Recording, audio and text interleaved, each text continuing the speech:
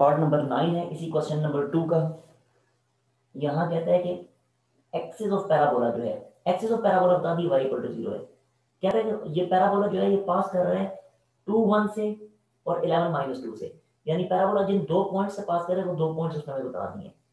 अब पैराबोला का एक्सिस है y इक्वल टू 0। क्या मतलब, देखें फिर से अगर मैं x एक्सिस और y एक्सिस ड्रॉ करता हूँ तो ये देखें, अब y इक्वल टू 0 कौन सी लाइन होती है, y इक्वल टू 0 किस लाइन की इक्वेशन होती है, y एक्सिस x एक्सिस की y x। Equal to 0।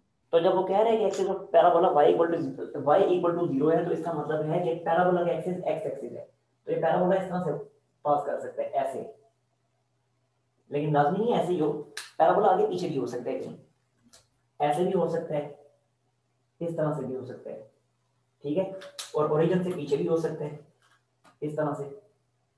अब हमें नहीं पता कि इनमें से कौन सा वाला पैराबोला बन रहा है, क्योंकि पैराबोला का वर्टेक्स गिवन नहीं है।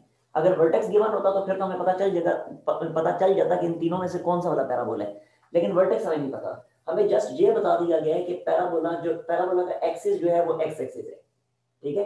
अच्छा, हम फिर इनमें से कोई एक पैराबोला ड्रॉ कर लेते हैं, कोई एक पैराबोला सपोज कर लेते हैं। मैं इसका करता हूँ, ये बाकी दो पैराबोला मिटा देता हूँ और एक पैराबोला यहाँ पे रहने देता हूँ ताकि क्लियरली दिखाई देता रहे आपको।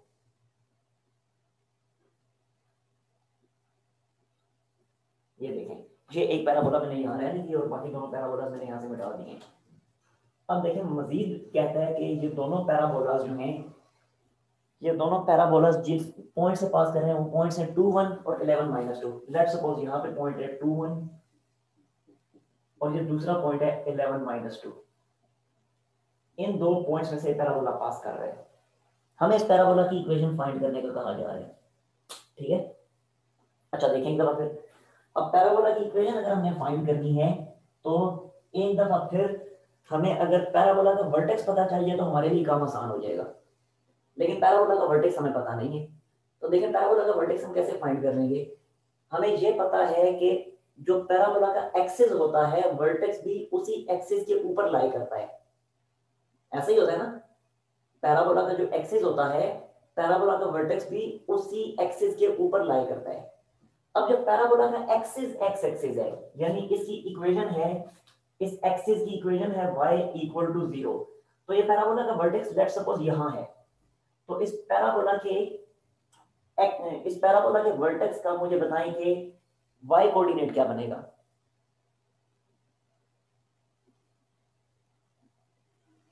जी y कोऑर्डिनेट यस, 0। डेफिनेटली 0 बनेगा, बिल्कुल ठीक है।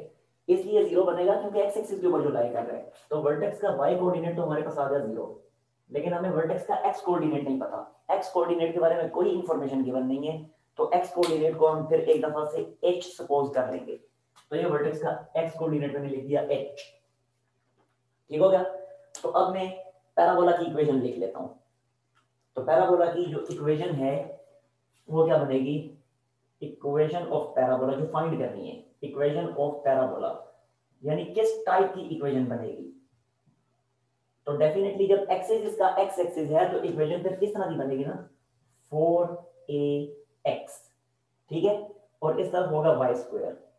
लेकिन हमें पता है कि x और y में से वर्टेक्स के कोऑर्डिनेट सब्ट्रैक्ट किए जाते हैं, तो अब यहाँ पे वर्टेक्स का x कोऑर्डिनेट है h, तो इसलिए यहाँ पे फिर बनेगा 4ax minus h, 4ax minus h, जबकि y कोऑर्डिनेट वर्टेक्स का है 0, तो यहाँ y माइनस 0 अगर लिख भी दे तो कोई फर्क नहीं पड़ता, चलिए मॉडल में लिख देता हूँ y माइनस 0 का होल स्क्वायर, जो कि अगले स्टेप में बनता है y square is equal to 4ax minus h, ठीक हो गया। अब अगर मुझे किसी तरह a की वैल्यू पता चल जाए और h की वैल्यू पता चल जाए, तो a और h की वैल्यू को इस इक्वेशन 1 में पुट करके मैं पर्टिकुलर पैराबोला फाइंड कर सकता हूँ जो इस केस में मुझे रिक्वायर्ड है। लेकिन अब a और h में फाइंड किस तरह से करूंगा, इसके लिए मेरे पास टू इंफॉर्मेशन होनी चाहिए ताकि दो इक्वेशंस बन सकें, वहां से फिर x और h में फाइंड कर सॉरी a और h फाइंड कर लूंगा। तो देखिए इंफॉर्मेशन दो ही गिवन है। फर्स्ट इंफॉर्मेशन ये है कि पैराबोला जो है पॉइंट 21 से पास कर रहे हैं, और सेकंड इंफॉर्मेशन ये है कि पैराबोला पॉइंट 11 माइनस 2 से पास कर रहे हैं, ठीक है। तो पहले मैं 0.21 पुट करूंगा, एक इक्वेशन बनेगी इस इक्वेशन 1 में पुट करने से, और फिर दूसरा पॉइंट जो है 11 - 2 इसको इक्वेशन 1 में पुट करूंगा तो दूसरी इक्वेशन बन जाएगी। तो ये मैं लिख देता हूं पुट पॉइंट कौन सा वाला 21 इन इक्वेशन नंबर 1। तो देखें इक्वेशन 1 क्या बन जाएगी, इक्वेशन 1 बन जाएगी मेरे पास y की जगह 1 पुट करूंगा तो बनेगा 1 square is equal to 4a x sorry x नहीं 2 4a 2 माइनस h। ठीक है, अगले स्टेप में बना 1 is equal to 8a minus 4ah, इसको नाम दे दें इक्वेशन नंबर 2 का। ठीक है, अब दूसरा पॉइंट जो है ये वाला 11 - 2 इसको मैं पुट करूंगा इक्वेशन नंबर 1 में। तो ये लिखा पुट 11 - 2 इन इक्वेशन नंबर 1, इसी इक्वेशन 1 में पुट कर रहा हूं। तो अब ये बनेगा 2 square is equal to 4a minus 2 minus h, जो कि बनेगा 4 is equal to minus 8a plus 4ah। Clear हुआ? इसे नाम देने इक्वेशन नंबर 3 का। अब अगर मैं सर यहाँ पे -2 क्यों डाला, 11 क्यों नहीं डाला? कहां पे ये -2 4a x सॉरी यस 11 आएगा, और यहाँ भी -2 आना चाहिए था, वो खैर 4 ही बनेगा, लेकिन यहाँ पे बनता है 4ax माइनस h यानी 11 माइनस h। ठीक हो गया, तो ये बनेगा फिर 4 को इससे मल्टीप्लाई करेंगे तो बनेगा प्लस 44a। ठीक है, और कोई मिस्टेक तो नहीं है, देख लें, आई थिंक ठीक है बाकी। No sir. अच्छा, अब 2 और 3 को ऐड कर दें तो ये देखें a h वाली टर्म रिमूव हो जाएगी, तो इक्वेशन 2 प्लस इक्वेशन सर यहाँ पे प्लस नहीं आता, क्या हुआ, माइनस नहीं आता यहाँ पे।